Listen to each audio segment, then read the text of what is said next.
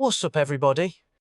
The same year America ended World War II, it kicked off a 40-year standoff that put the whole planet under the shadow of the bomb. This is APUSH Unit 8, 1945 to 1980. Here's your roadmap. The Cold War with the Soviet Union, the fight for civil rights at home, the quagmire of Vietnam, and the social upheaval that reshaped American life. Stick with me to the very end, and I'll show you the single fastest way to lock all of this in before exam day. Let's get into it. After 1945, two superpowers are left standing, and they do not trust each other. Watch the split. The United States champions capitalism and democracy, the Soviet Union pushes communism. Stalin slams an iron curtain across Eastern Europe. So America picks a strategy, defined by diplomat George Kennan, called containment, stop communism from spreading anywhere new. Here's the key the College Board wants you to know. These two never fight directly, and that's exactly why we call it cold. Instead, it plays out through proxies, propaganda, and a terrifying race for weapons. Now watch containment become real policy, fast. The Truman Doctrine of 1947 pledges aid to nations resisting communism, starting with Greece and Turkey. The Marshall Plan pours billions into rebuilding Western Europe, because prosperous countries don't go communist. The Soviets blockade West Berlin. America answers with the Berlin Airlift, flying in supplies for nearly a year. Then in 1949, the US forms NATO, a military alliance binding the West together. The Soviets counter with their own bloc, the Warsaw Pact. Lock those four moves in, they're easy points. Here's where containment turns hot. Communist North Korea invades the South in 1950, so the US leads a UN force to push them back, but by 1953, the war stalemate's right near the original border. Meanwhile, fear of communism grips Americans at home. This second Red Scare gives us McCarthyism, named for Senator Joseph McCarthy, who accuses officials of being secret communists with almost no evidence. Careers get destroyed, and the arms race for ever bigger nuclear weapons makes the dread feel permanent. Hot war abroad, cold fear at home. While the Cold War simmers, the post-war economy roars. A baby boom sends birth rates soaring, and families flee the cities for new suburbs like Levittown. The GI Bill helps veterans buy homes and go to college.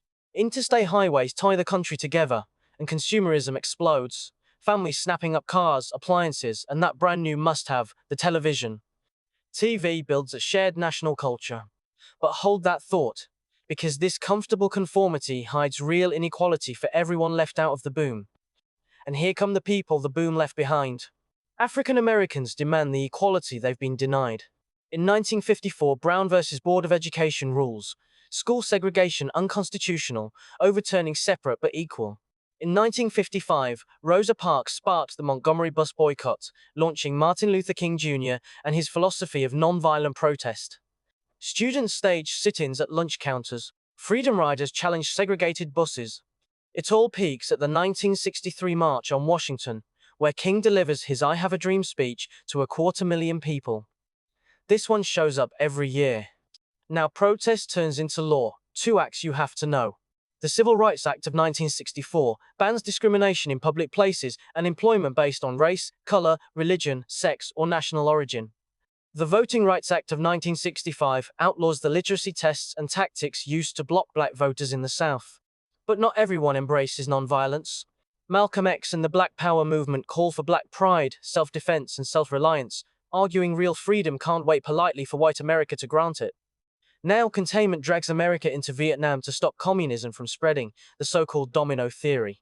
The 1964 Gulf of Tonkin Resolution hands President Johnson a blank check to escalate, sending in hundreds of thousands of troops. Then watch 1968, the Tet Offensive. Militarily, it's a defeat for the communists, but it shocks Americans who'd been told victory was near. And that opens the credibility gap, a deep distrust between citizens and a government that kept promising progress that never came. Remember that term? Back home, President Johnson launches the Great Society, a sweeping war on poverty.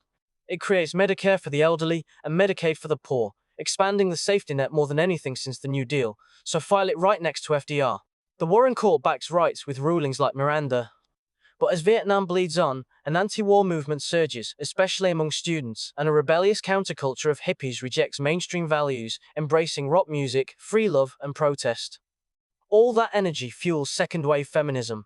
The National Organization for Women fights for equal pay and opportunity, and in 1973, Roe v. Wade establishes a constitutional right to abortion. Now flick to foreign policy. President Nixon eases tensions through détente and makes a stunning opening to communist China. But here's his downfall: the Watergate scandal, a break-in and cover-up that forces him to resign in 1974, the first president ever to do so, and it deepens Americans' distrust of government even further. And here's where the optimism of the boom curdles. In the 1970s, the economy hit stagflation, a miserable combo of high inflation and high unemployment that textbooks said couldn't happen together. An Arab oil embargo sends gas prices soaring and leaves drivers stuck in long lines. After Vietnam and Watergate, trust in government craters. President Carter nails the mood, describing a national crisis of confidence, a malaise, and that sets the stage for the conservative turn coming next. And that's APUSH Unit 8. Run it back. Cold War origins and containment, Korea and the Red Scare, the 50s boom, the Civil Rights Movement and its landmark laws, Vietnam and the credibility gap, the Great Society, feminism, Nixon and Watergate, and the 70s malaise. You just covered the whole thing. But here's the truth: watching is not the same as knowing.